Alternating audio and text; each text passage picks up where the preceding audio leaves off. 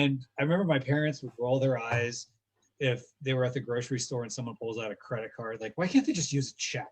Oh, Like that was considered faster. So then all of a sudden, not that much longer, all of a sudden or later, that now people are supposed to pull out their wallet and put numbers into a computer to go to someplace they don't know where it's going. People didn't have a comfort level with credit cards back then. They did not. And worst of all is our average purchase is over $1,000, right? And that attorney general order is probably a few $1,000s. So you've got a pallet of goods for a few $1,000s. They're all nervous about it, and for good reason at the time. So yeah, it was a very different time when it came to the comfort of using the internet.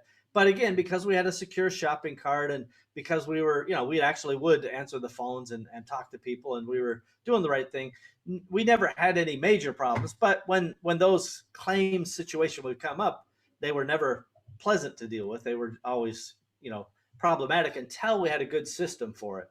And that's ultimately, that's the lesson, is when you're building and you're trying to, find your way through the wilderness, find the systemic lessons and then build the systems and the people around those. And that lesson has been learned quite well and is really the foundation of every single thing we've done since that time.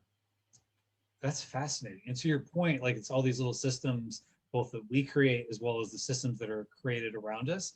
Like just think about like, if you were to explain to, maybe you could see the foresight of it, but probably the average person in 99 probably couldn't imagine like, hey, you're gonna have this little tiny flat box in your pocket and you can pull it out and you can look up almost anything you want.